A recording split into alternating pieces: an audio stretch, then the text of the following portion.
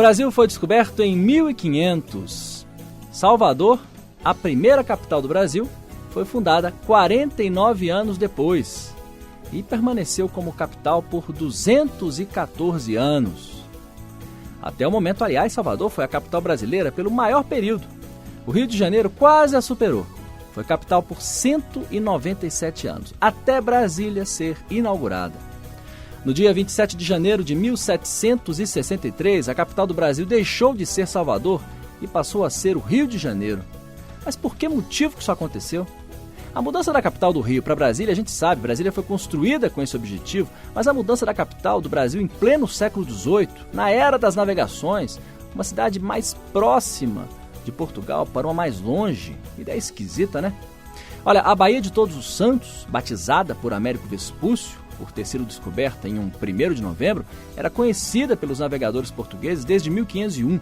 Tinha posição estratégica, facilitava a ligação entre o Brasil e Portugal, entre o Brasil e a África, ficava no meio do caminho entre as partes norte e sul da colônia, condição perfeita para aportar as embarcações, era referência para os navegadores, um dos pontos mais conhecidos e visitados no litoral do Novo Mundo. Pra você ter ideia, em 1550, a capital do Brasil viu os primeiros escravos chegarem da África.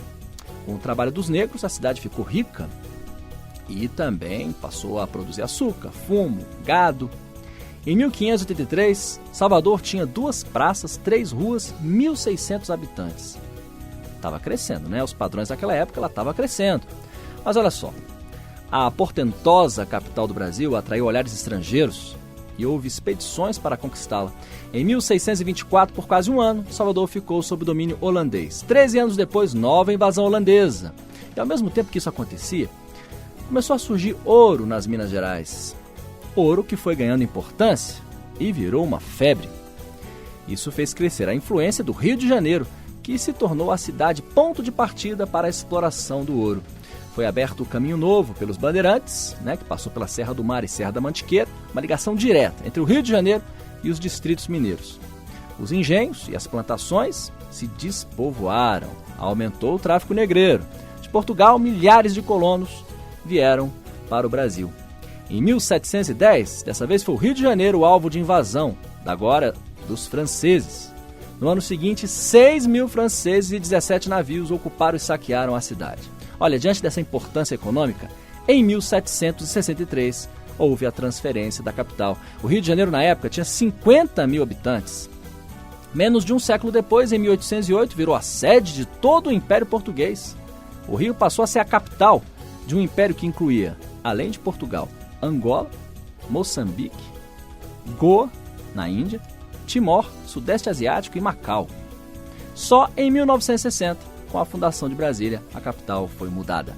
A música do dia, no aniversário da transferência da capital de Salvador para o Rio de Janeiro, é sobre a antiga porta de entrada aérea do Rio de Janeiro.